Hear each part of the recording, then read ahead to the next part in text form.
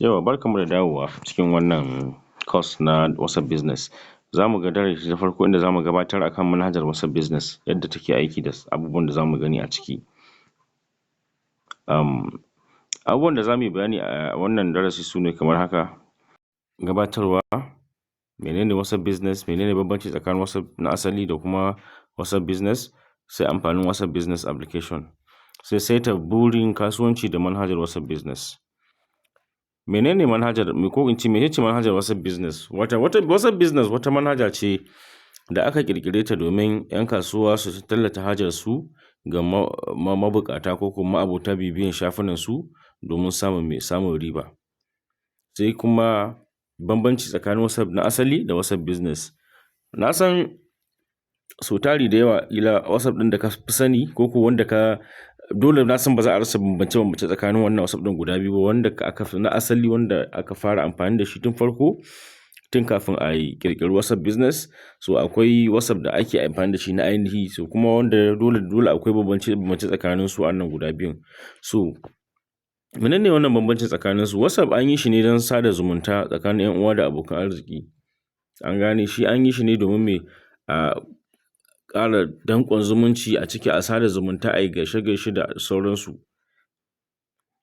Shi kuma WhatsApp Business an ƙirƙire shi ne musamman domin 'yan kasuwa su tallata hajarsu cikin sauƙi da hikima ba tare da shan wata wahala ba, kuma a tattauna batutuwa da suka danganci kasuwanci. Ba kuma wannan ke nuna cewa shi ma ba a wai sada zumunci a ciki ba, sai dai me ya sha bamban da WhatsApp na ainihi. An gane, domin shi ya ƙunshi kasuwanci da yanda ake gudanar da kasuwanci a manhajar, wanda shi wancan ba shi da wannan ainihin features ɗin. So wannan kamar yadda za mu gani a hotuna, wannan shi ne WhatsApp Business wanda aka yi bolding, wanda aka sa ga shi nan mai wannan B ɗin. Shi kuma wannan shi ne WhatsApp Messenger, WhatsApp na ainihi kenan kamar yadda muke gani, kuma ina fatan duk mun san su. So mene ne amfanin manhajar WhatsApp Business? Na yi bayanin amfaninta a baya, amma duk da haka za mu ƙara ganin mene ne amfanin manhajar WhatsApp Business.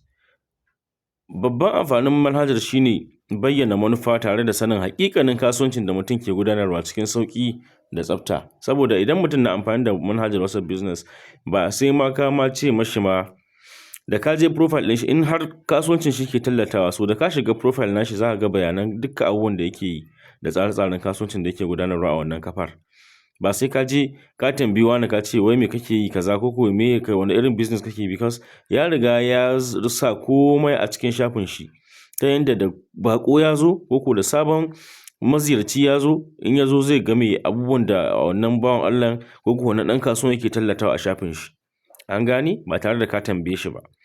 Misalin manufofi su ne kamar haka: wani irin manufofi ne wanda za ka ainihin ce WhatsApp Business ya ƙunsa, ko ko wani irin manufofi ne yake da su? Misali su ne yana ƙara yawan ciniki ko samun masu buƙatan saye. An gane, because da ka shigo profile ɗin mutum ka gani za ka irin okay to wane a shi kaza ma yake, to ina buƙatar irin wannan abubuwan. So ka ga kenan ka ƙara samun ƙarin customer a nan.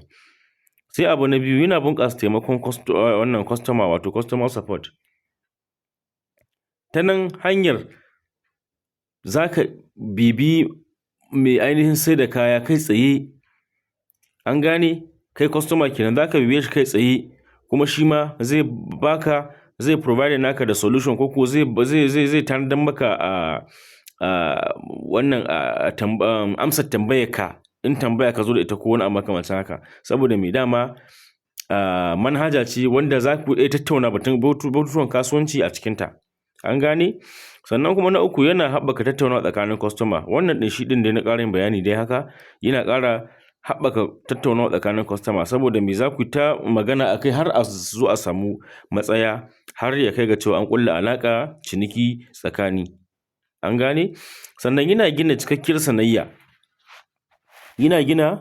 sanayya, saboda ka ga profile ɗin mutum, ka ga inda yake, ka ga abubuwan da yake yi, unlike in normal kasuwanci kake wanda ba ka ƙila amfani da yanar gizo, sai dai kawai ƙila a waya. Amma me a WhatsApp business za ka san mutum, za ka san duka hulɗoɗin da yake yi, saboda me za ku daɗe kuna engaging da juna da duk wasu abubuwa da zai posting ko a group ɗin shi ne na kasuwanci ko a status ɗin shi ne ko wani abu makamancin haka. To wannan yana ƙara ginawa da faɗaɗa ainihin sanayya. Insha Allahu daga ƙarshe za mu gani cewa a tabbatar da cewa manufofin kasuwancin an gina su a bisa hikima, tsari, sannan kuma a tabbatar cewa shin abin zai yiwu kuma yana kan gwadabe mai kyau ne, kuma a yi shi akan lokaci da ya ainihin dace, lokacin da ya dace kenan. An gane? Yawwa, a tabbatar da cewa manufofin da aka tsara ko za a ainihin gudanar a wannan manhaja ta WhatsApp business, kada ka je ka kawo wani kasuwanci wanda ka san cewa ba ma zai yiwu a WhatsApp business ɗin ba. An gane? Kuma ka tabbata cewa manufar da aka gina kasuwancin suna da kyau, sannan kuma an yi shi kan hikima da tsari mai kyau. Kada ya zama da cewa mutum ka zo kana son ka tsara kasuwancinka a manhajar WhatsApp business, amma kuma tsarin da gwadabe da ka ɗauko abin ba zai ainihin haifar da ɗa mai ido ba. Ka zo ka rinƙa yin abin randomly ba wani tsari da sauransu. So ya kasance akan tsari, kuma ana duba da lokaci, saboda shi akwai lokutan da dama ake ainihin gudanar da kasuwancin a WhatsApp. Maybe za ka saita lokutanka wanda kake so ka yi ainihin rinƙa yin business a WhatsApp, lokacin za a ganin ka online da sauransu. So a nan za mu tsaya cikin wannan darasi, inda daga bisani za mu ga za mu soma da darasi na biyu, shi ma mu ga abin da zai mana bayani a kai. Sai na gan ku a cikin bidiyo na gaba.